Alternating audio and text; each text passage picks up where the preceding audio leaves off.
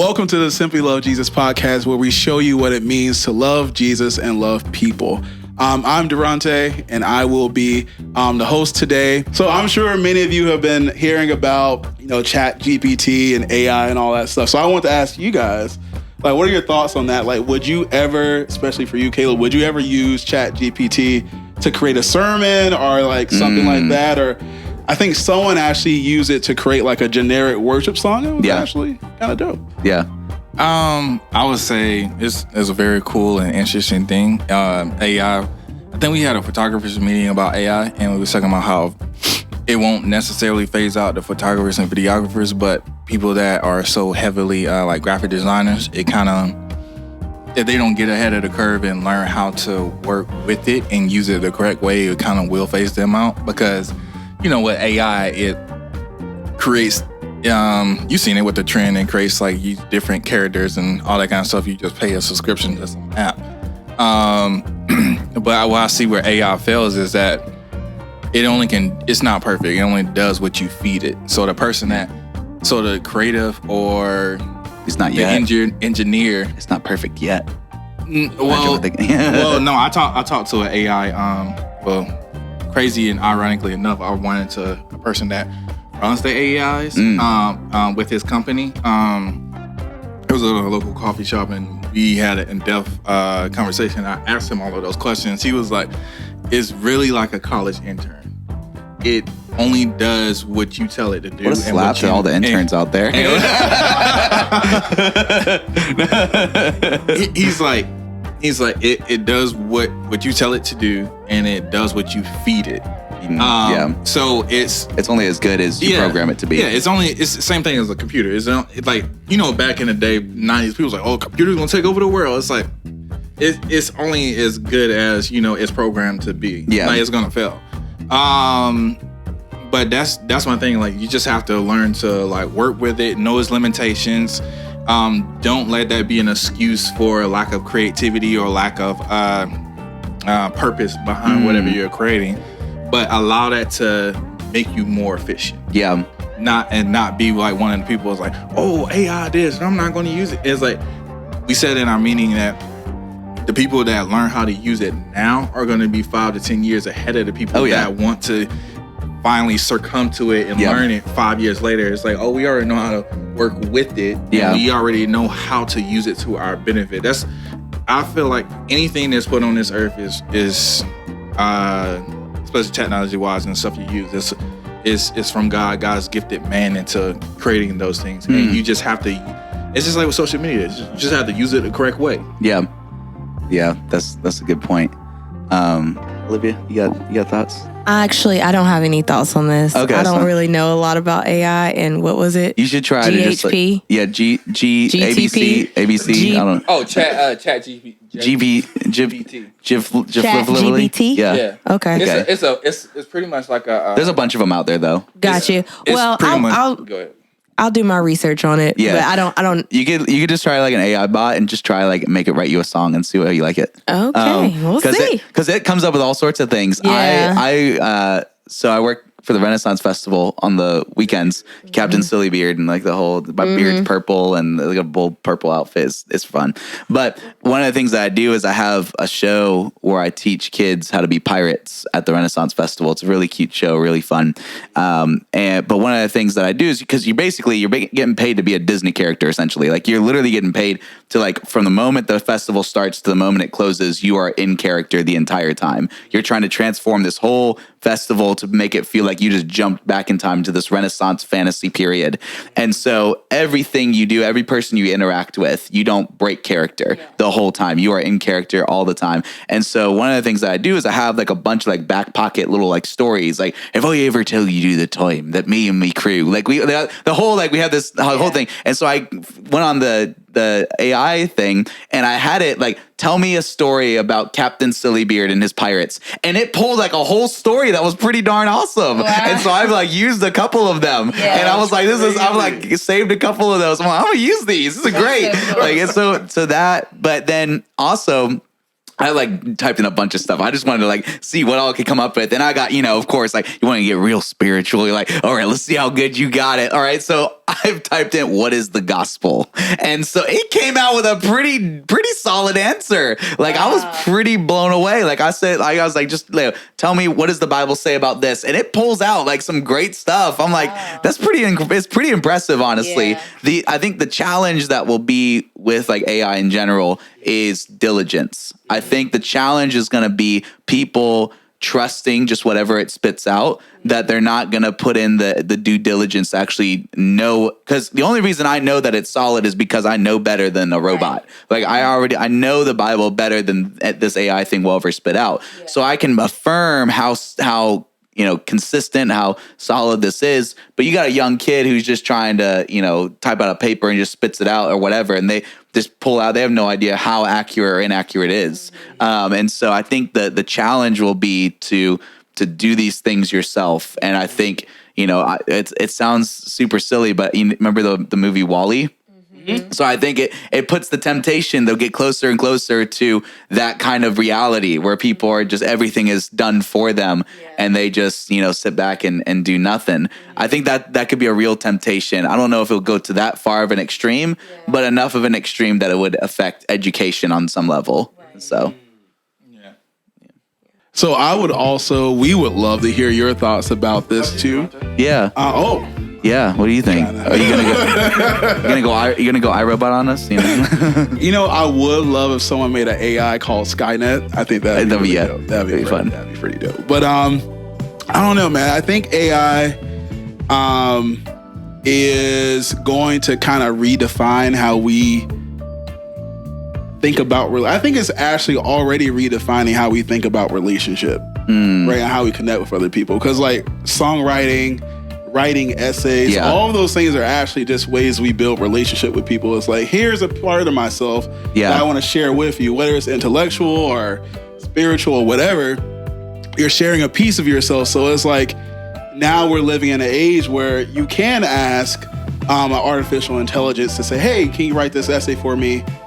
Yeah. And you give it to your professor. And the thing is we know academics are always thinking more. We want to see who you are, what you really think. And it's like, well, now are we in a space where, social media already puts us kind of in a context where we don't share our real selves. Yeah. Right. If we choose to. Right. Yeah. Now it's even further because it's like, all right, now you have this AI that could pose as you. Right. And actually we see that even with the voices too, right? Like, no. You want to hear something real scary? So I work part-time for a local radio station, and we produce commercials and stuff like that. And one of the people, one of the people who was going to record a commercial for us got sick. So one of the producers just took the script for the commercial, threw it into an AI voice bot, and recorded it. And it sounds like you would have no idea that it was just a robot that did it. That's where it got creepy. I was like, it's super creepy. Where it gets really creepy is then think about then you have like the what's the thing where you copy the faces? I don't know. You know what I'm talking about? Where like they're like in movies where they digitally put on like the the biometric scanner or whatever it's called. What am I talking about? Where the deep fake, the deep fake technology, where they can literally that's how you get on these modern movies where you have Luke Skywalker and all of a sudden he looks young and they put his whole face on there and everything. So you take that with the voices and everything, you can get into some really dangerous things and a lot of almost blackmailing. You can get into it can get really dangerous really fast if it's not controlled. So anyways, it just hit me. No, that's real.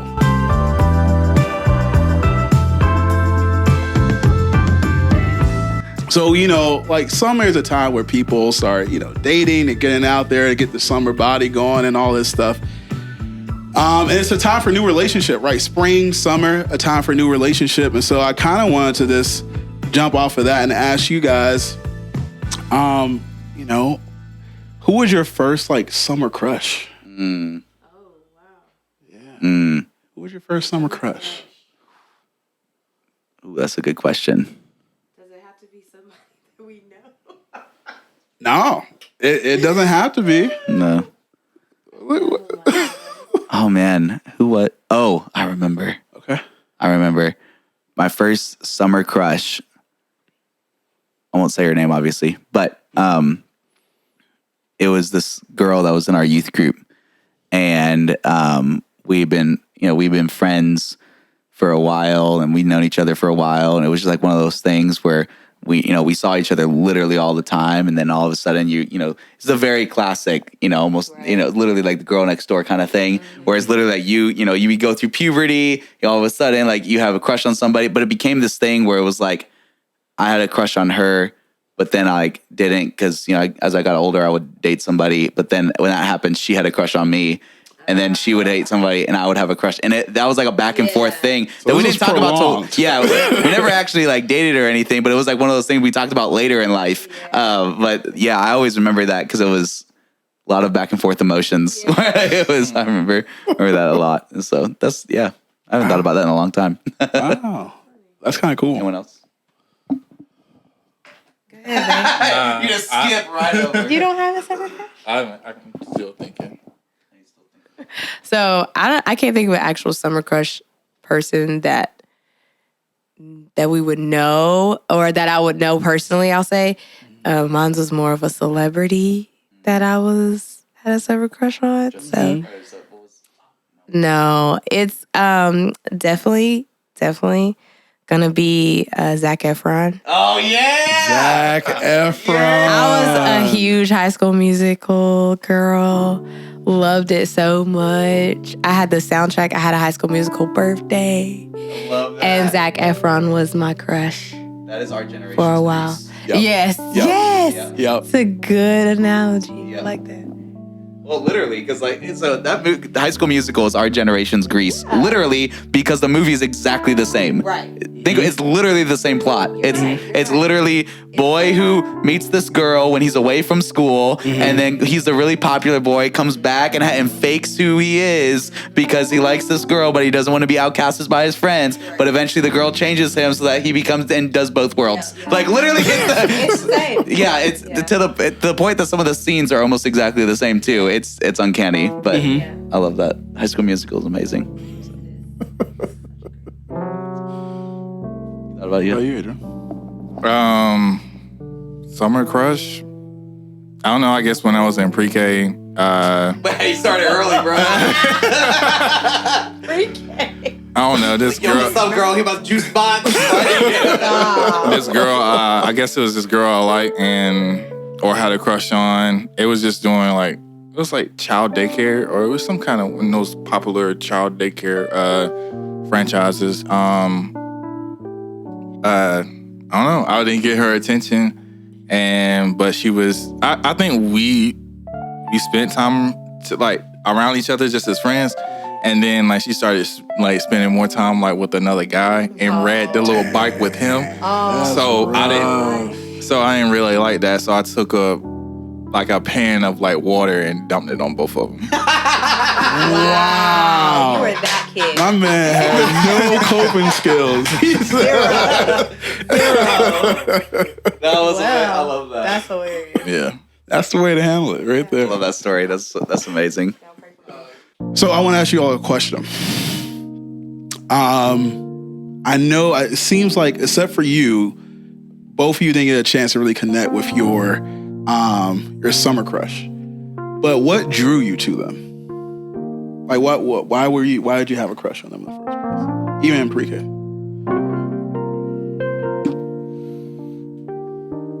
Oh man, that's a good question.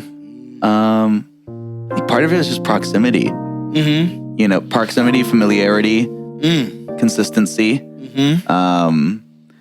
And yeah, I think those. It's just about like consistency. I think just time. Mm-hmm. You just you spend the amount of time you spend with somebody, you grow an attraction towards them, and it was also one of the things where she made fun of me a lot. So that could have also been that could have also played a role at some level where someone makes fun. I don't know. I'm sure my therapist will have a great time with that idea. Like, why you fall in love with the people who make fun of you? I don't know. So yeah, but I think the biggest thing is probably just the consistency and proximity, probably. So That'll do it. Yeah. shared your crackers. Same thing he said. There's just close proximity, and you spending day in and day out with that person. You know, in the same group, you're doing obviously possibly working on projects together or doing recess together. So you know, just I was a kid. I was a pre-kid. So, I mean, considering mine wasn't somebody I knew personally, I guess for me was just like watching them on TV, obviously, Disney Channel. Just seeing, I guess, like the outgoing spirit. If anybody's ever watched High School Musical, you know, kind of the plot and the idea of it. But seeing, I guess, a guy, you know, he wasn't my age, but at the time, but just seeing him and him, you know, falling in love with the girl, but also like, you know, allowing that to change him in a way. And yeah, like he was the, you know, star athlete, basketball player, whatever, starter of the team. I don't know, was he the captain of the team or something? Yeah, he was. And then he falls in love with the girl who's more. About to answer all that. Yes, he was. Yeah, it was.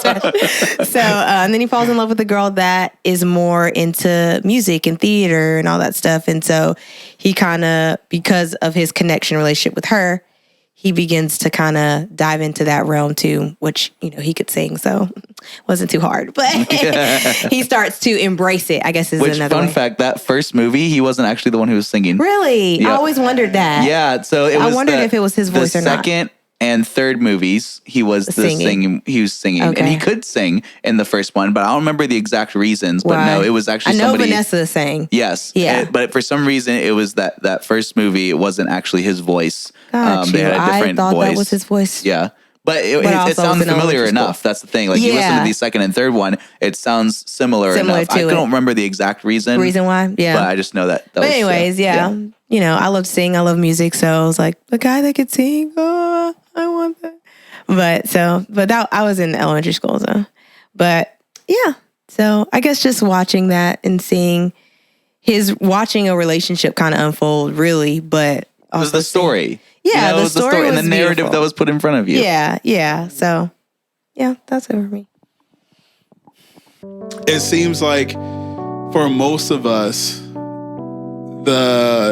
I was saying like there are stories, like we kind of build stories around people, when we have crushes on them. But it seems like for most of us, like it was either because we had a crush on them, either because we saw something in them that we liked, or that there was a story or like that really kind of attracted us to them naturally, or it was proximity and consistency. And I actually really like that because I never thought about that before when it comes to crushes. It's like, yeah, you're around these people like not 24/7, but like half of the day, especially if you're in 8 school. hours a day, yeah. You're going to have a crush on somebody, right? Yeah. Now, here's the thing I want to ask next is, when did you guys meet and choose your first friend? Meet and choose our first friend? Ooh. The first time that I was in an environment but had to choose somebody for myself was when I was in elementary school, fourth and fifth grade. I went to a private school, had a very bad experience. First time I really was bullied and kind of ostracized and excluded from, being just a kid. Back in my day, it was not cool to like comic books, and it was not cool to be a nerd. Now it's cool to be a nerd. It absolutely I'm jealous. I'm kind of mad about it. Absolutely. Because people you have all these kids who are like bullies who think that it's cool to like. I'm like, no. We get the superheroes, all right? The ostracized kids, we get D&D, all right? Like we get Dungeons and Dragons, we get the nerd stuff. But so when I was a kid, I was bullied a lot for liking all these things. I was big into Avatar: Last Airbender. That was when it was coming out. Just come out at that time. I was in fourth grade. The show had just come out. It was totally amazing. So I was getting bullied a lot. And this one kid named TJ, he was in my class, and we also were going through the very same thing. And so we became really close friends for fourth and fifth grade because we connected on the fact of we accepted one another in the midst of being excluded from other people. We were comfortable still like playing Jedi and we would draw little comics about Avatar: The Last Airbender, and we would pass them back and forth, and we would take a comic and we would add to it and pass it back and forth to each other. And so for me, it was the first time I think that I would define that as like time I really chose a friend for myself. It was because of being ostracized or being excluded and choosing someone who would accept me. And I think that's another way that people would probably choose friends. So for me, I would say, elementary school, I feel like every grade level that I went up, I always had I get a new best friend. So whatever class that was, I had a best friend in that class. So, being a girly girl, we always bonded over dolls and baby dolls and like Disney Channel, all the, fun shows and stuff like that. So making friends was not hard for me at all. I was a friendly kid, and also I just loved like bonding with people, and I bonded with people quickly. Even a girl that was like low-key my bully became my best friend. It was so weird. So like she kind of like bullied me a little bit, but like we end up like connecting, and I guess she just saw how nice I was and just kind of folded and was just like, okay, we're friends now. Yeah. And so like she actually like became my friend, wildly enough. So yeah, it was, for me, a lot of the connection just came through us being able to relate to things. We like the same things, watch the same things, enjoy doing the same activities, going swimming and, playing different games and stuff like that. So that kind of is what built my bond to make friends initially. And it still kind of continues like that, but just in a deeper level. So yeah, that's pretty much it. Yeah. No, that makes me think about my friend Trey. He was a cool dude. He was a neighborhood kid, and we were both nerds, loved anime, loved Dragon Ball Z. I think Dragon Ball Z was like the foundation for a lot of friendships. Yeah. That and Gundam. Yep. This Toonami in general. Toonami, yeah. Anything that came on Cartoon Network, which was the edgy kids channel. Yep. Our Bugs Bunny. That's true. That's true. And so I, similar to all of you, I think about Trey and I'm like, why did I choose him to be my friend? Because I do think most of my friends in my life, even from a little kid till now, have been like chosen friends because me and my mom moved around so much. And so I remember him accepting me because I was also bullied. Naturally, most of us were bullied for like anime and all that stuff. And he completely accepted me for who I am. And I think even cooler is that his parents accepted me for who I am. Right. And so there was that closeness and proximity, but also it's like, yo, you can be a part of us and be a part of our family. Our house is open to you. Our snacks and food is open to you, and that's like a really cool thing. So I think for me, that was what attracted me to Trey, was also not just his kindness, but also his parents' kindness. Yeah. I want to ask you all, like, how did that change as you guys got older, right? So like, as you start to meet more people and, in middle school, high school, and even college, like, how did those sort of desires for friendship change? What drew you to people change? Even thinking about relationships too, like, how did that change? From like a summer crush to like, I want to date this person and spend money on them. The money part, for real. Yeah. So just how did that change as we got older and how that evolved? Mm-hmm. I think it manifests in similar ways. Mm-hmm. So I think of, so the next year when I was in like 5th grade, I think about the kid who was like my best friend at the time. He was a neighborhood kid. His name was Bry. It was like his middle name, or I think it was like just a nickname. But it was all my friendships as I got older were revolved around, is this someone who will accept me or reject me? Mm-hmm. Is this a person who shares, like, is shared interests? Sure. But shared interests because of what is the likelihood that they'll hurt me? What is the likelihood that we will just get along and we'll have a great time? And, you know, and I think about my friend Bri, and I think about going up through middle and high school, and the friends that I connected most with were the friends that it was just really about damage assessment. Like, it was about, what is the likelihood that you're actually going to hurt me? Or what is the likelihood that you're going to breathe life into me? You keep the friends that speak life into you. You keep the friends that are encouraging and comforting to be around. And you accept those who you also are looking for that, you know? People look for that in you. You look for that in others. And so, yeah. So unknowingly, you're kind of looking for people, even if you may not know the spiritual language about this, but you're looking for people who produce good fruit. Yeah. And are willing to give that to you. Oh, yeah. Yeah? Yeah. Okay. Yeah. That's real. Yeah, that's good. What else? They're not even married. They're already right. Oh, this is an everyday thing, y'all.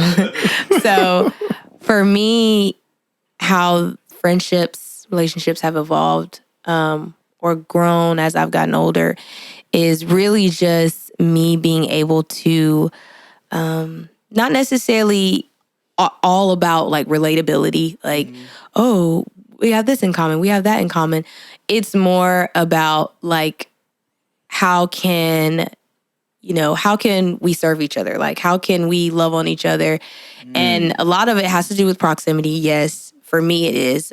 So, you know, like I said, I work a 9 to 5. So the people I'm with for 9 hours a day, basically, I mean, I'm with them 40 hours a week. And so you know, naturally, some people don't, but naturally for me, I just bond with people, you know, whether I can relate to you or not. And I do that really just by getting to know people and just talking to them and getting to know their story, them knowing my story. And so a big part of how I've grown or started to develop relationships now is just being open to hearing people's story and just being an ear, and also being willing to share your story. And maybe we'll find some things in common there, or maybe we won't, but being open to that either way. And so not necessarily looking for like, okay, you know, oh, we have the same color skin, or, oh, you know, we wear the same type of, or we have the same type of style, fashion style, or whatever. Like, it's just more just off of the like, hey, we sit by each other at work every day. Like, what's your name? What do you like to do? Da, da, da, da. And then just goes from there, and just building relationship, just getting to know people. So I feel like that's been the biggest thing for me. It's just being open to that. So it's still that closeness and proximity. Right, that for sure. we talked about with our summer crushes. Oh, yeah, for sure. Proximity is a big, big, big thing for me. So, and it's not hard for me to make friends. So I can talk to anybody, but it's just being open to like actually connecting with people. Because it's like, I can sit by somebody 8 hours a day and they not really want to talk to me. Yeah. And if you show any type of disinterest, then I'm not going to force that on you. Fair. So it's like, you know, we can be in the same, you know, department, but actually not really know each other. We just, hey, good morning. How you doing? All right, bye. So like, you know, but for me, naturally, I just want to get to know people, and if they're willing and open to that. So yeah. Yeah. I necessarily don't, I guess, like, think about it as much, because I'm always quick to, you know, just make the assessments. If it happens organically, then fine. But it's more the basis of intentionality and surrounding myself with people that don't want a darn thing from me. So, like, having someone that does not have a hidden agenda, so that way it opens you up for both of y'all to serve and sacrifice. And just the intentionality part, just knowing, you know, just getting to know if that person is high maintenance or low maintenance. I'm typically more on like the medium or low maintenance like type, because like I have to do better about being intentional about like reaching out to like strong friends and all that kind of stuff. But just being in, friendships with people that don't make you feel that bad if you don't reach out as often as they would like. And I think people that do have that type kind of like, oh, they're not my friend because they don't reach out as much as they should, or X, Y, and Z. Then those are the people that actually want something from you, not necessarily like money or anything, but they want your time and affection and stuff. So they're wanting you to feel a certain insecurity or something. So I feel like surrounding yourself with people that actually are either open and vulnerable, like where they're at, and they're fine with being in solitude with the Lord, or they don't believe in the Lord. They are fine with being in solitude with, I guess, whatever they believe in. But and then also finding people. I like having people around me. Some that are similar, but some that is like different. Because I don't necessarily think I've been around or made friends with people that are completely different than me, where we don't have anything in common. I kind of say those are more like associates to me. But there are some people that at least we just have that one or two thing in common, and everything else that we don't have in common. At least we can, talk about those things. And I'm just interested to know, like, about where they are. And it's also about being interested in what they're interested in as well. So, yeah. Well, I think you made an interesting point to touch on, where, when you're making friends, you're asking what's their agenda? What do they want from me? Because oftentimes we may pick friends based on things that we want. Yeah. So, I think about what is it that you want from somebody? I think there's a couple different types of friendships that I had. Some people that I gravitated towards because we had similar interests. And so what I wanted from you was acceptance and fear and removal of the fear of being rejected. So I wanted the space of the comfortability, right? But then you may choose other friends. Like I remember I've chosen very specific friends without realizing it until, afterwards. But I've chosen friends because I perceived them as having a higher popularity. And I granted, I love them as people. Like at the time it was like, I just wanted to be around you, but it wasn't until after the fact that I also realized that part of it is I just wanted to also be associated with something that I didn't have. Or at least I didn't feel like I had. And so I become friends with somebody because I feel like there's something that I'm missing that you have that I want. Or at least that I want to have in my life. Maybe not take from you, but to also have in my life. And something that, like you said, an experience that you have that I have, that I want to have. So That's good. Oh, and I was going to say, someone that doesn't want a thing from you, but also wants to see you win. Like both of y'all want to see each other win. And just as he was just talking, just surrounding yourself with people that's just gonna, good for your mental health. Cause I think we took a poetry class and one of the poets had talked about a friend that got a little bit too possessive and was wanting a hard time and stuff like that. So you just have to be, careful, because, there's broken souls out there. They'll cling and gravitate to, anyone that gives them affection and good things in their life, because their life is so dark. So.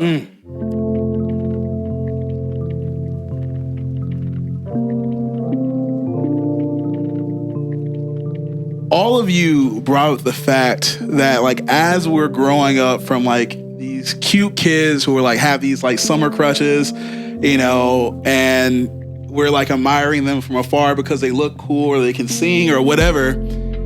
It gets more complex as we get older naturally, but it also gets darker. It gets scarier, right? To be vulnerable, to choose friendships. You become more discerning, hopefully, right? Or if you aren't discerning, you actually learn to discern, right? But I think in most of the things that you all said, there was this sense of, I want someone who will accept me for me and not try to take from me.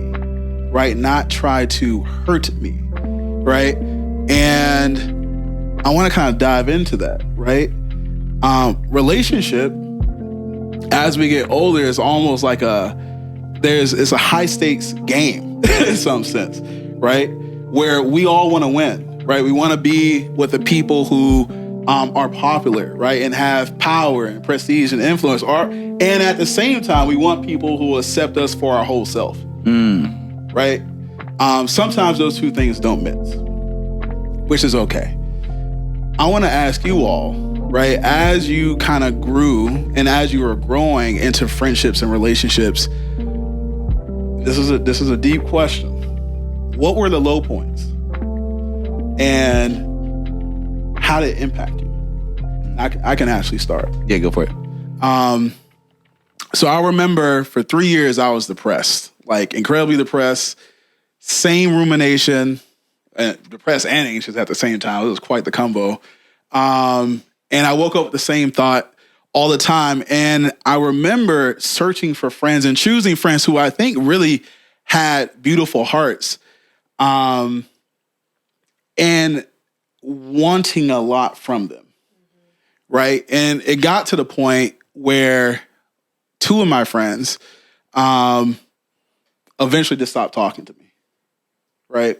It was the first time I actually had ever lost friends. And I was like, and at first I was like, yo, is it, I felt ostracized, actually. I felt outcasted because I was like, they don't want to be my friends because I'm depressed, because I'm going through this really hard thing in my life and they can't be supportive, right?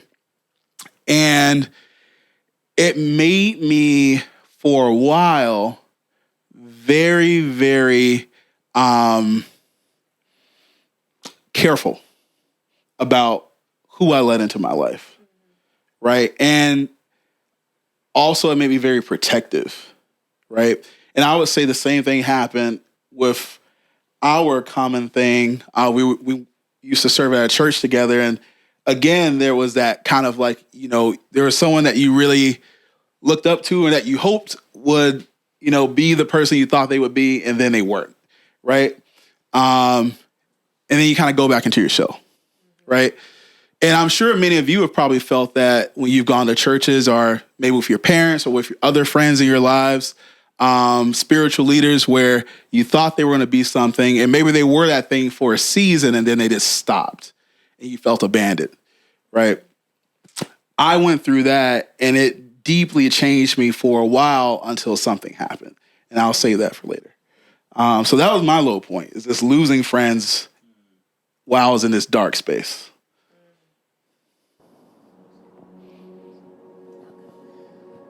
So for me, a lot of my friends that over time, it was more so I've never left or lost any friends because of something negative, or something like where we parted ways because maybe we didn't get along anymore, or we didn't have the same ideologies, or whatever that may be. But for me, it was just more of the slow drift.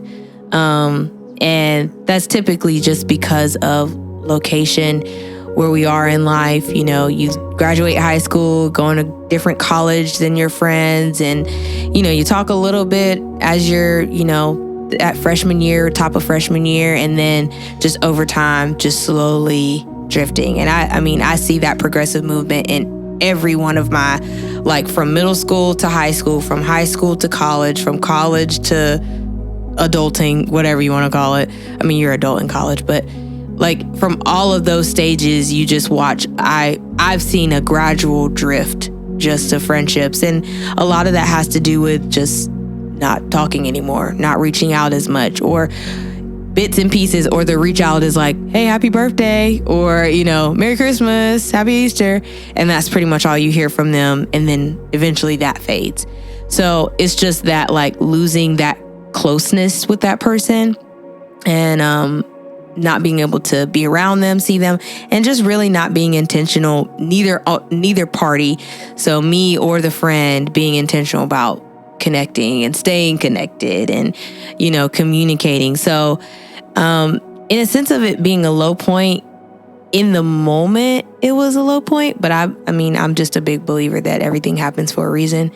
So in the moment when I'm going through it, I'm like, dang, I haven't talked to so-and-so in like 3 years. I don't even know what their life is like anymore. You know what I mean? I don't even know if they're the same person or they even live in the same state anymore. They probably may be living in another country possibly, and you know, it's just losing that even motivation to be intentional, you know? So it's just like, well, if they're living their own life now, I'm living my life now, so I guess we just part ways. But just, you know, realizing that over time, that does happen with some relationships. Some relationships are connected together like glue, no matter what, but some aren't, and being okay with that. So, yeah.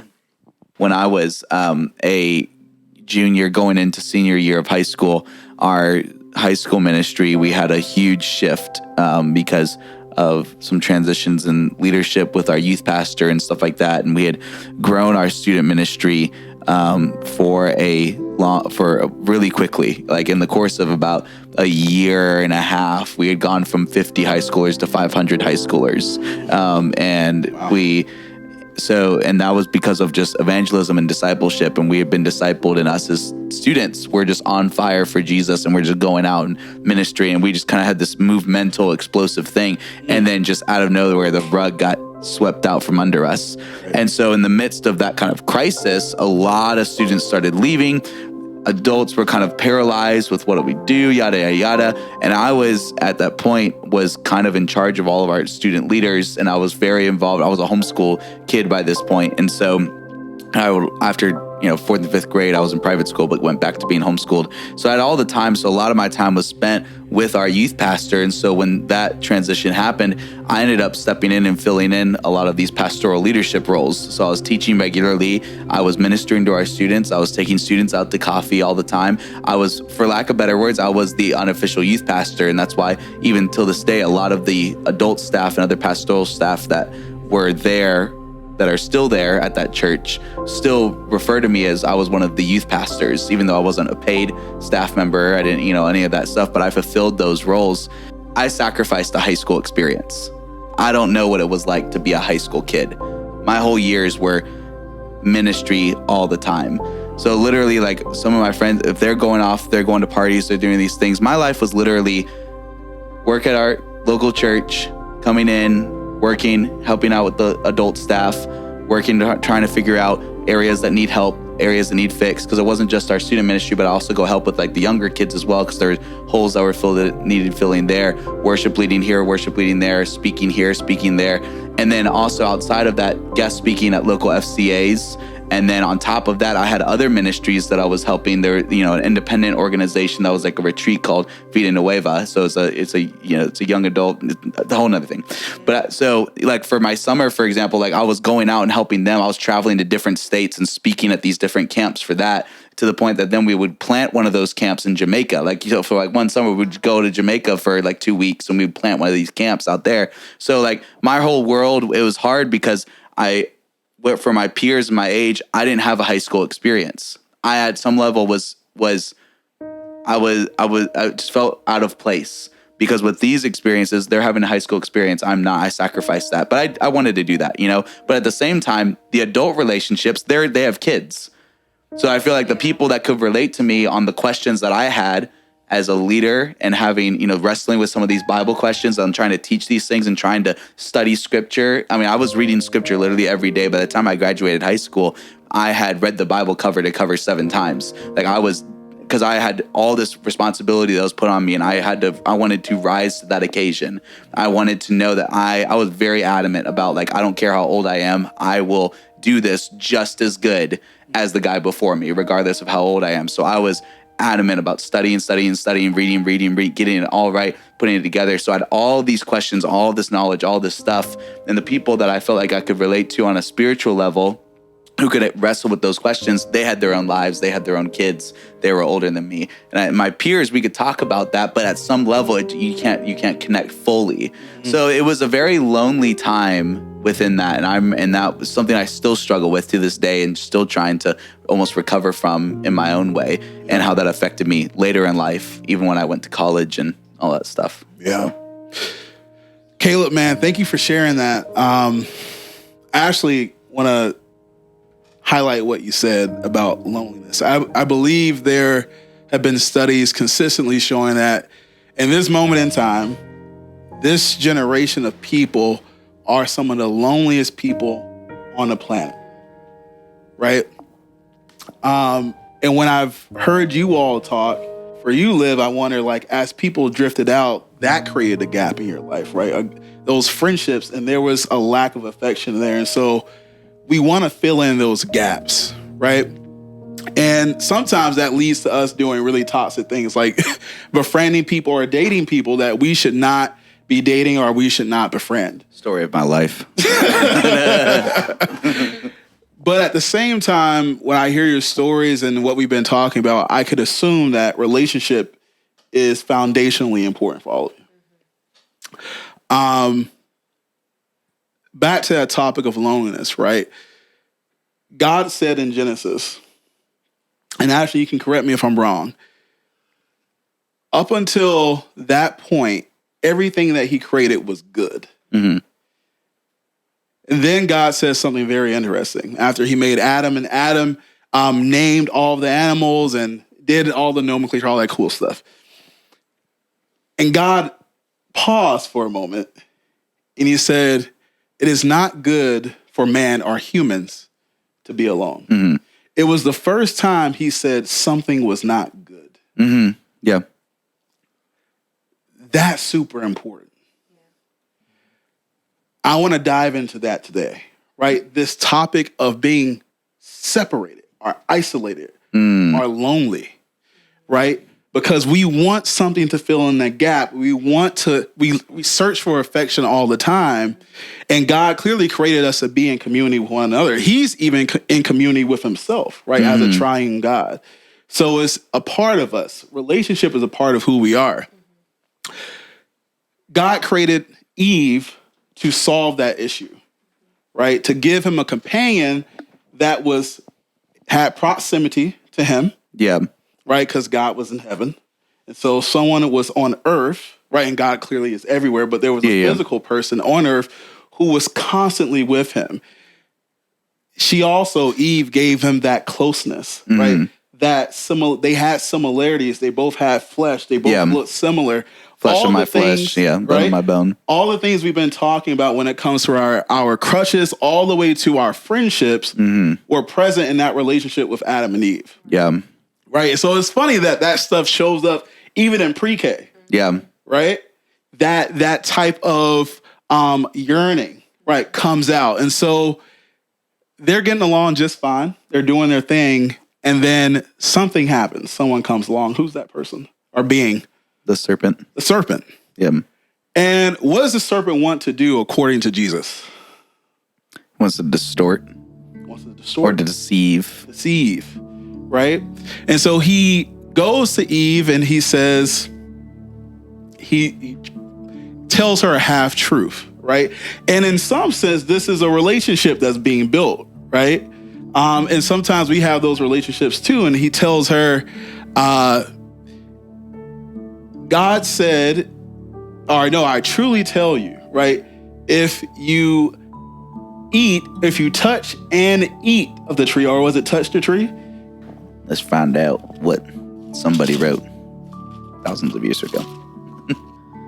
The serpent was the shrewdest of all, or the cleverest of all the wild animals and the Lord had made. One day he asked the woman, did God really say you must not eat the fruit from any of the trees in the garden?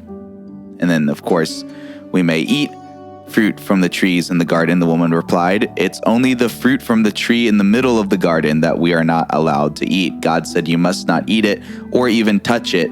If you do, you will die. So if you guys remember, of course, when God created the heavens and the earth, he created earth. He placed two trees, the tree of life and the tree of knowledge in the Garden of Eden. And he said, do not eat of the tree of knowledge, because if you do, you shall surely die. So Eve is now in conversation, really building a relationship with the serpent. And she's saying, well, we can't eat or touch, right, the tree. And God never said that, right? And so the enemy, or the serpent, right, jumps in on this and says, right, let's go to that. What does he say in response to her? I will tell you. You won't die, the serpent replied to the woman. God knows that your eyes will be opened as soon as you eat it, and you will be like God, knowing both good and evil. Would you like me to keep going there? We'll pause right there. So I think about what you said, Caleb, about wanting to be close to people that were popular, that had influence. You want to be like them, right? And I think about relationship. A lot of the times we get into a relationship with people because we want to be like them.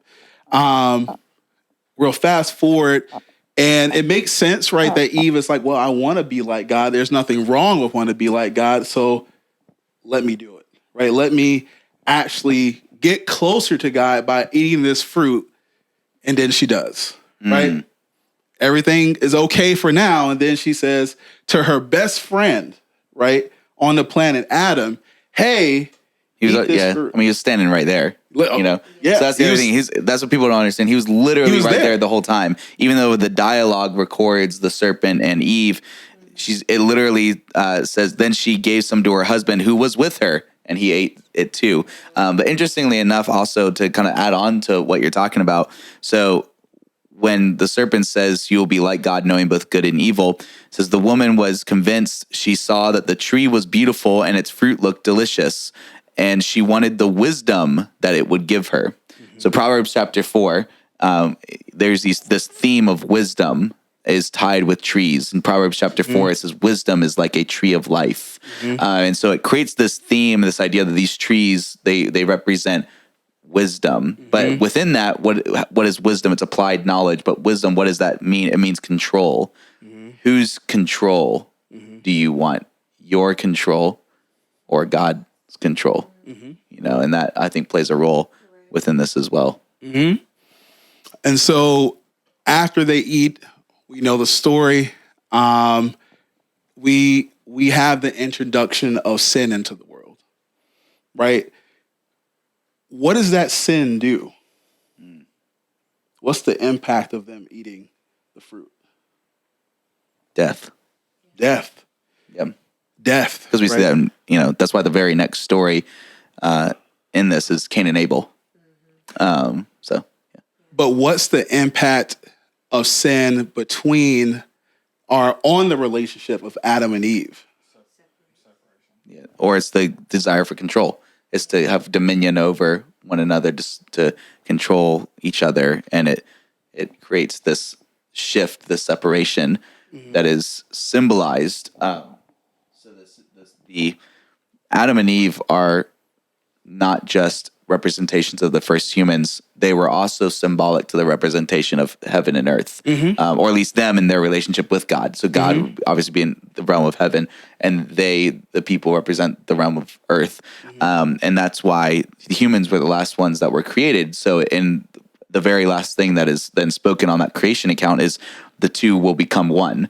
And that's where it's not just about man and wife. It's about literally heaven and earth that come together. That's why the word Eden and Garden of Eden means pleasure. So it's literally the honeymoon suite of creation. And so these two things come together, and then evil enters the world, separates not just, and it separates everything, heaven and earth, God and humanity, and even, man and his wife. There's this quote from The Chosen where Jesus meets, What's The Chosen? The Chosen is a TV series about the life of Jesus and his disciples or apostles. And he's talking with one of the antagonists in the show, and Jesus looks at him and says, "You've lost something." Right? And I think about that in this moment. They've lost something. All the things we've talked about, proximity, closeness, consistency, is lost in a moment between man and God, right? And what we see is that's lost between Eve and Adam to a certain point, because God comes to the garden, because after they eat, they realize they're naked, they go hide, and he asks them, where are you? And of course they respond saying, like we're naked. And so, we're hiding. And God, of course, says, why, how did you know? How do you know? And then did you eat of the fruit I told you not to eat from? Right? And then it goes to a blame game. Yeah. Because Adam, remember, this is the person God made to answer something that was not good. Right? And he looks at that person and says, she did it. Right? He takes away full accountability for himself and places it on her. And now that creates a distrust. Yeah. Right? And so there's a brokenness there too. So there's a brokenness now between man and God, and there's a brokenness between what we see between Eve and Adam. And I actually want to talk about that now, right? Because we've talked about low points in our relationships with our friends, right? Where we felt that brokenness too, and that lack of closeness, right? And we've done things to try to fill in that gap, but they were unsuccessful, right? I tried to bring in friends to help me with my depression, unsuccessful. You were trying to do things to bring in people into your life, be close to certain people, unsuccessful. You were trying to buy affection, unsuccessful, right? Which is why we came to these points where it's like, oh, well, no, I just want someone in my life who loves me for me. Yeah. Right? Now, there's this gap. And there's a gap that's created between man and heaven, between God and man, when we sin. Who's the person that fills in that gap?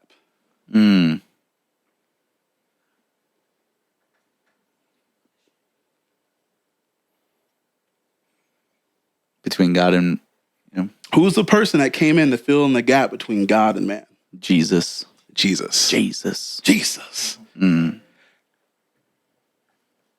A lot of us, and I wonder if this is going on with you guys today, is if you're going through depression, you're going through anxiety, you feel alone, you feel isolated, you are afraid of being vulnerable, right? Make sure you're talking to Mike. Oh. So when you're turning, when you do like this, it's not going to pick it up. If you're afraid of being vulnerable, you might be looking for something to fill in the gap. I know it took a while for us to get here, but I want to talk about why Jesus is that person that can fill in that gap. He's that friend, right, that we're looking for. Because all of us talked about the friend we were looking for to fill in that gap of loneliness. And those points where our relationships with man got to a low point and we felt like we had nothing, and we start to go towards looking for other things, trying to discover other things. It was really God, right, that we were looking for. But we still have this issue of sin, right? And so we need an answer. That answer is Jesus. And I kind of want to ask you all, when it comes to Jesus, knowing that he's that answer to the gap between God and man, right? And we know that he laid down his life so that we could come back into relationship with God, and that one day in the future, heaven and earth will become one again, right? We'll have that proximity. We'll have that consistency. We'll have that closeness, right? We'll have that desire, right? For God, for one another. I want to ask you all, though, how did you get to a point where you started to engage Jesus and recognize that, oh, this is the person I was looking for? It wasn't a human being. It was actually Jesus. Yeah. That's good. Start on the last. So for me, I will say that when I got to that place was really probably end of high school, early college, so freshman year. That's when I really started to realize that the peace and the joy and the like fulfillment that you feel and long for, like no person can give you that. Not even the person that, quote unquote, will be the closest intimately you would be with, which would be your boyfriend or girlfriend, significant other. even that person, they can't fulfill every longing and desire, or just even that feeling of being fully accepted as yourself. That was outside of, even family can't provide that for you. And so when I really started to go deeper in which I already had a relationship with the Lord, but when I started to come to that realization, I started to seek and search the Lord in a more intentional and deeper way. And through that searching and through that depth of wanting to know more, that's when I found like Jesus for myself. And then finding Jesus for myself, I found that he is the only one that can fulfill every desire and that longing for true acceptance. He's the only one that you can be truly your authentic, vulnerable self with and feel no shame, feel no guilt, feel no like loneliness in the sense of, they'll reject me and they won't want to be near me once they know that, this about me or whatever that may be. So when I found that for myself, in that time, it changed the game for me. It even changed how I saw relationships, how I viewed relationships, and how I treated relationships as well. It changed my whole perspective, and it helped me to see, people for who they really are, and not in a negative way, but it helped me to see like, man, like Jesus is literally the only one that can fill in where man cannot even touch. And when I learned that, I cling to him more, which allowed me to not only love him more, but help me to love other people more. So, yeah.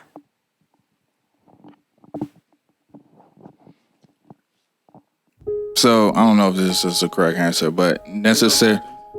I just isolated myself, and I just knew that I just stepped back and just isolated and stayed in solitude. And also, obviously, the tension and things I would seek from people, I was seeking from other things. So necessarily, I knew, because I'm a PK, so I knew the knowledge of that. But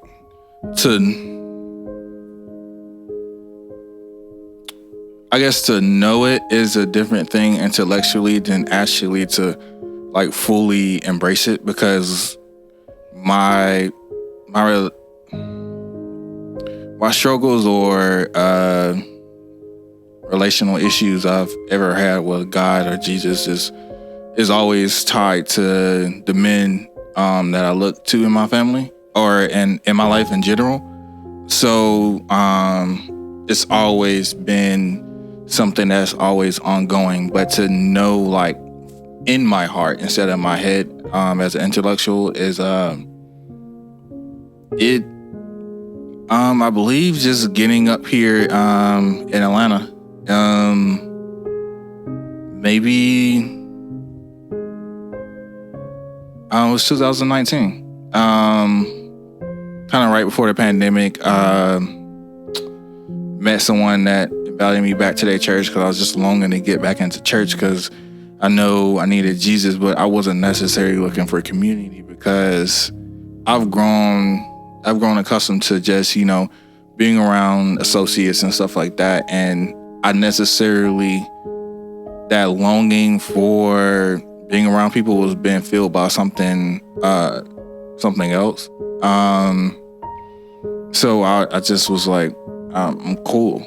But I did want to know Lord more because still was yearning, because though I wasn't going to people, I was still going to substance or other things. So just being intrigued and just knowing and just following my heart and just being back in church, being back listening to a sermon and just being inspired, from my heart, just being able to be like,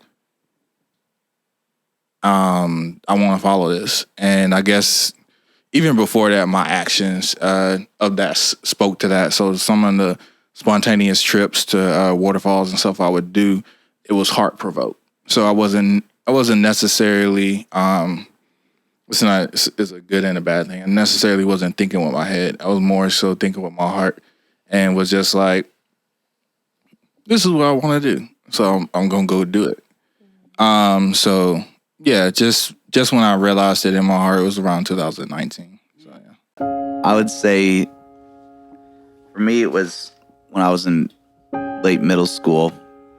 I was struggling a lot with my ADD and this deep-rooted sense of loneliness had progressed to the point of like chronic depression and anxiety. And so when I was in middle school, I kind of went on this kind of intellectual crusade for truth, and I was kind of putting everything out on the table. I was like, okay, whatever is true is the winner, whether that's Jesus or not.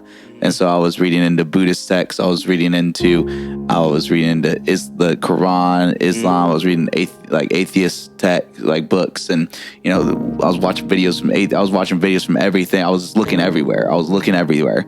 And eventually, it was this search for purpose, but it was this search for what's real. And I think I needed to see truth come alive.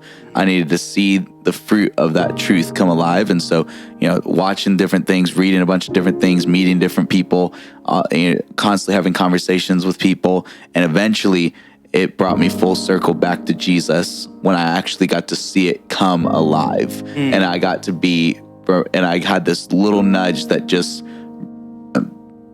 excuse me, what was that? I had this little nudge that just reminded me that if God is real, that means the enemy is real. And he'll do whatever it takes to isolate you and to put you in a place of loneliness. He'll want you to sit in your isolation, your loneliness. The enemy wants you to just figure it out all by yourself, wants you to be the strong one who doesn't need any help from anyone, so that you can become overwhelmed, so that it will be too difficult for you to figure out, that it'll be too heavy for you to process on your own, so that you'll then drop it and leave it all together. And so in the midst of that, realizing that, I saw it as almost like a chess game. And I had to say, all right, what's my move to counteract that strategy? And so I dove back into to scripture for the first time in a long time, and was just reading, and just read the whole thing and got to just see that and its narrative. But then I got to, in the midst of that season, was when my youth pastor discipled me, and we got to literally see it come alive in person, and we got to see people's lives being changed. Went out and not just through testimonies, not just through people giving their life to Christ, but then through miracles happening before our eyes, and literally seeing that come alive. And it was not about the miracles or the things that were happening. It was about the realization that you're not a nobody. You may be ordinary, but God will do extraordinary things through you. And seeing that in front of me, seeing that it's not seeing other people do it, but going and doing it yourself and being the hands and feet of Jesus. That was where it all filled in the gap, because it wasn't just something that you thought about or talked about. It was a true interactive experience where you were the hands and feet of Jesus. You were the one who got to experience. You got to see it come alive, and you just had to trust, and you saw the Holy Spirit do through you what is literally impossible through your own strength. So, yeah. So you all had very wonderful moments where you were able to kind of step into a relationship with God and then start to realize that he's the person to fill in that gap. I want to point out this. We know that the serpent's main goal was to isolate humanity from God, right? He knew, or it knew, that sin would isolate man from God, right? And you talked about that the main point of the enemy is to isolate us from one another. I want to ask you all this one more thing, and then we'll wrap it up. Adam and Eve, when they sinned and they ate from the tree, that was their lowest point in their relationship with God. But it was also one of the highest points at the same time. And we see that a lot throughout the Bible, right? A person's lowest point with God becomes their highest, right? So I want to ask you all, and we know that sin can do that, right? I think you wrote in in Simply Love Jesus chapter 2 there. Like, sin is like cheating on God. Yeah, right? sin is the equivalent of cheating on a relationship with God. Right. Which is true. And we all, like, when we sin in our friendships and relationships, we talked about those low points, that drifting away sometimes is a lot of times caused by that sin, right? Whether it's my me-focused nature, whether it's drawing away, whether it's wanting to use somebody or allowing ourselves to be used, right? So that we could feel valuable, which is in some ways a form of pride. Yeah. Right. And it causes issues. It causes isolation in the end because it doesn't produce any good fruit.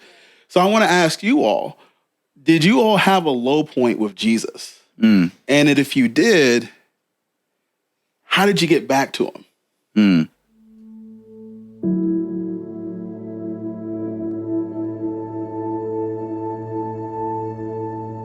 So there was a point where 10 years, well, for almost 10 years, I was kind of running away from like my pastoral calling and all these things. And I was living my life to the fullest. And I got to a point where I hit this rock bottom. Yeah. After being suicidal and all these things, I remember I went to a Catholic church. I went through RCIA and went to confirmation, and we did this thing called Examine. And Examine is really where you just go out into nature, you get this scripture, and you kind of look at it, and you're supposed to talk with God. And I remember I told God, I said, this is your last time. I said, I'm going to ask you to do a few things, and if you don't, I'm good. Right? Because at that point, I was at the end of my rope, and I said, God, lead me to a hill where I can be isolated and I can just talk to you freely. And he said, go here. And we were on the Boston College campus. So he led me to this hill, and it was actually legitimately isolated. And I sat down and I looked at the scripture, and I was like, God, this isn't speaking to me. And I said, what do I do? The wind flipped over and turned the paper over. Kind of like saying, like, don't focus on that. Yeah. And then immediately I saw all the times I had been hospitalized. Because throughout those 3 years, I kept on telling God, you hate me. I said, you hate me. You can't love me. I said, if you're not willing to take my life, especially knowing that I'm going through these things, how could you love me? So I'm disparaging his character the entire time for those 3 years. And I see this vision, and I see God's right hand holding my hand. And all I hear is, I'm your friend. Yeah. And for the first time in my entire life, I realized Jesus is my friend. And he was my friend before I was his friend. Even he was my friend when I was his enemy. Right? And so that was my low point, but it was also the high point. Yeah. Because that's what jump-started my relationship with God. So I'll say for me, my low point, I don't have like a dramatically low point, but just points in my walk where I started to question God a lot and like, are you real? Is this real? Like, is there really a heaven and hell? Is there really, are you really in control of what's going on here? Or like what? All these questions, and a lot of this happened in college for me, but I think one of the moments was probably sophomore year of college. I was very much involved at my campus ministry at the time, and I was becoming more involved as like in student leaders is what we called them. So it was in that time where I was really struggling with the idea of like true worship, or what is worship? Like, what is being free in worship? Like, I always, up until then, I know it's kind of bad theology, but I thought worship was singing, singing in church on Sunday. I didn't know it was like a lifestyle or how you live. Every day of your life is worship. And I was wrestling with that truth because I'm like, okay, well, how am I supposed to live? You know, how am I supposed to, what deems me as worshiping you and what deems me as not worshiping you? And, you know, how is worshiping you even fulfilling for me? Like, what does that do for me? And I felt like the Lord was really calling me to like deeper intimacy with him. Like you said, in a sense of like a friendship, like a friend, like you would get to know a friend, like you would build a relationship with a friend for the first time, or for the, you know, maybe you haven't been with each other in a long time and you reconnecting, rebuilding that relationship. And I honestly felt like the Spirit of the Lord, and this was actually through worship, like actual music worship, but this was through that was when I encountered the Lord, with all the questions, all the doubts, still kind of lingering, still trying to process through these things. That was the first time where I felt like I really like heard from the Lord, in the sense of like, not the audible voice, but the sense of like, it's okay. Like, I'm okay with your questions. Just come to me, like, just be with me. And that was where I started to really grow in learning and being discipled in like what being in true intimate relationship with the Lord is. Not going to church on Sunday, not going to Bible studies on Wednesdays, or singing all the right songs, or praying the right prayers, and reading, you know, a chapter a day keeps the devil away, or, you know, a verse a day, or whatever. Like, that's not what builds your intimacy with the Lord by itself. It's just authentically, like you would with a friend. Hey, let's go hang out together. Let's just spend the day together. You know, let's go to a park or whatever. That's where that came alive for me. And when that came alive for me, it kind of dissipated all the doubts and the questions, not completely, but in the sense of like, oh, God just wants Jesus just wants a relationship with me. Just like I long for a relationship with people, with friends, with boyfriend, whatever. Like, he desires that with me, and he wants me to desire that with him. And that's where that desire began to grow a lot deeper. It was there, but the depth wasn't there. It was very surface level. So that deep intimacy, like vulnerability, telling the Lord how you really feel about something, because I was very fearful of that as well. Like, I'm not going to tell the Lord I'm angry, I'm pissed, I'm mad. Like, I'm not going to tell him that. But like being honest and like, Lord, I hate it here. This sucks. Like, life sucks right now. I hate school. I hate going to school. Like, all those things. And like being honest with the Lord about where I am, even spiritually. Like, Lord, I don't hear you like other people hear you. Like, they're talking about, I hear his voice. I don't hear that. And so that's where the growth happened for me. Yeah. So you were able to do something that Caleb couldn't do as a pastor in his church. Yeah. With Jesus, right? Yeah. And I think that's something really important to highlight. Is like the space, sometimes we're looking for that space with human beings, but from your story, we can hear that we actually have that space with Christ. Yeah. When I think about like my low moments with Jesus, I think they've come in different waves. And like what you've said, I think those worst moments become your catalytic moments. Because in each low place, you know, I've taken away a valuable lesson. When I think about the real first time it happened was, you know, in the midst of this crisis, having to step up and kind of be this youth pastor for our students and try to hold this kind of what felt like a, you know, like a crumbling ship, you know, like a, you know, ship's falling apart and you're trying to hold everything together and working really hard for that.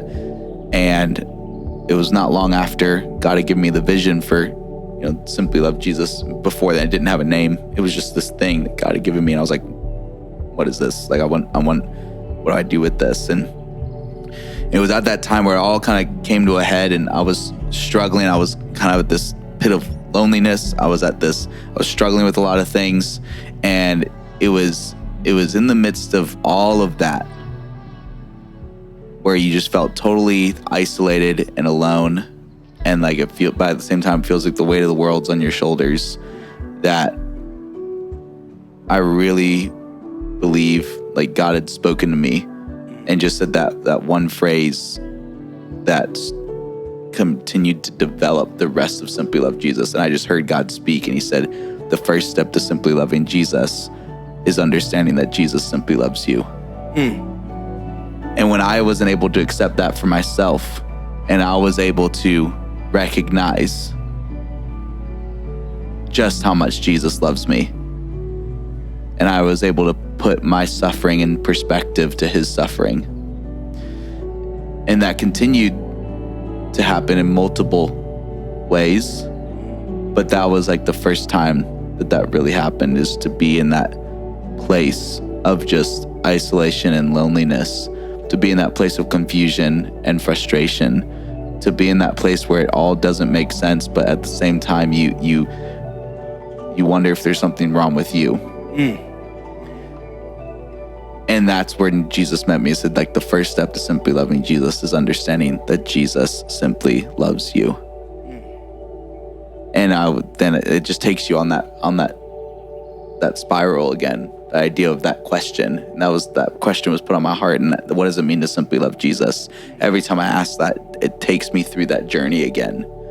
And that's why I inspire people to ask the same question, because when you ask that question, it puts you in the remembrance and the reminder of what Jesus did for you, how much he loves you, how much he endured, the suffering that he endured, also that you would understand how much God loves you. And that's what changed it all for me. That's beautiful, bro. I actually think that's a perfect thing to kind of wrap up the conversation with. First, I want to say thank you for sharing your stories. I know this took a little bit longer, but part of me thinks it's because we had so much to share. And I can tell that there was some of the questions I asked, I think we haven't really thought about. Yeah. And so there's a lot to think through. And that's important. Yeah. And I think there's not a lot of that's happening in our communities today. We're not engaging with each other in this way. Yeah. Right? And sometimes it's okay if it goes a little bit long. Right? I want to encourage you all, as we close out, if you're lonely, if you're depressed, if you're anxious, to find community, right? To find friends. That's a part of us. We talked about how God said it's not good for man to be alone. It's not good for humans to be alone. We're supposed to be in community, right? Isolation, right, is a product of sin, right? But we know that Jesus came to lay down his life for us so that we could actually not be isolated, but so we could be in community with him, but also with one another in peace, right? Through the Holy Spirit, right? And so I want to encourage you all too, as you're finding friends, as you're trying to figure out community, also look for Jesus, chase after him. He's the one person, right? We've talked about friendships who sometimes end because we're looking for things that people can't give. Jesus can give those things. He's always present. He's always consistent. He's always in proximity, and he will never let us down. And also, I want to remind us of this. In our lowest moments, sometimes our human friends may leave us, and that breaks our heart. But Jesus is the one who stands with us in those moments, and he lifts us up and actually turns those moments into a catalyst for a more intimate relationship with him, right? And I think in those moments, when we experience that with him, we can bring that to other people, right? Talking about loving God and loving people, right? So I want to encourage you all to do that. And I want you all to, of course, engage with the questions that we asked today. We would love to hear what you all have to say. I think it's really important that we have these conversations, and also ask your friends these questions too. It may turn into an all-night conversation, but it's really important. So as I'm saying that, I want to encourage you guys to get onto our TikTok, to also hop onto our Facebook as well. Join our Facebook group. There's a new social media app called Frequency. People. Yeah, we're still trying to nail down exactly where we're gonna put our online community. We're kind of testing a couple different spaces, but eventually we'll land it somewhere. But there's a couple different avenues that you can get involved. We have Frequency People is a network that we want to help grow. But also right now, there's also the option on our YouTube channel. There is just a community tab that you can just hit right there, and you can interact there as well. And so eventually we're going to really nail down where we're going to try to gather everybody, which will be important because in the fall, we're going to be launching our online groups. So we're going to be doing regular Bible studies, prayer gatherings. And so before that happens, we'll have a more firm answer for you guys. So, yeah. All right, everyone. Thank you so much for tuning in, and God bless you. May He walk with you.